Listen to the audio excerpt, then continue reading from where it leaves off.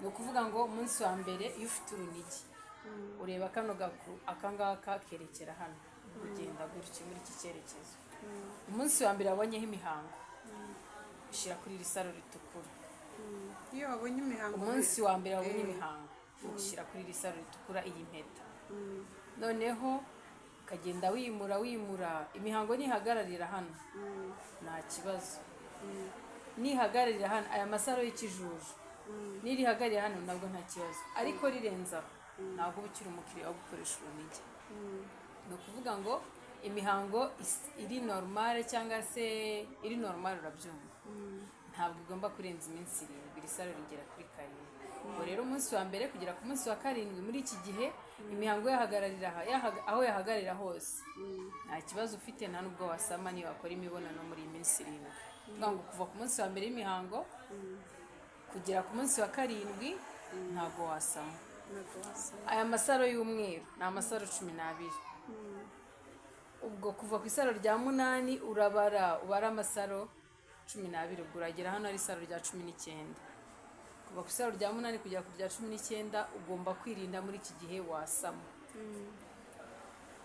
Hejuru y'iri saro rya 19 ntabwo wasama, harugarukira aha.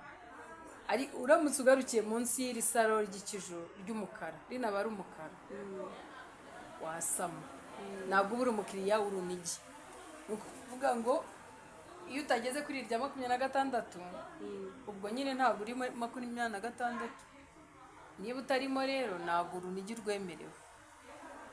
Ikiba cyiza kugira ngo urwemerewe ni uko aya masaro yose arangira ukagera kuri iri ukabona gukomeza hejuru y'iminsi kugera hano ni 32, kugera hano ni 26. Niba utageze ahangaha utangirira isaro rindi ntabwo uri umukiriya w'urunigi.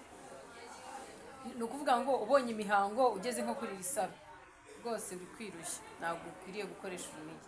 Munsi ahangaha hose wabonye imihango ntabwo uri umukiriya w'urunigi. Nuyibona kuri uyu munsi nta kibazo cyangwa kuzamura. Abyumvise ugomba kuba umaze amezi 6 bara ukoresha urunigi, ukamenya niba iminsi yawe, ni ukuvuga ngo ukwezi k'umugore bakubara gute. Umunsi wa mbere y'imihango ukabara n'indi mihango igihe ibonekeye. Ubwo iminsi iri hagati ya mbere y'imihango, tuvuga urugero nabonye imihango ku itariki ya mbere, nongera kuyibona ku itariki 30. Ubwo hano iminsi mfite, ukwezi kwanjye gufite iminsi 29. Ikindi gihe nabonye imihango ku itariki ya mbere nongera kuyibona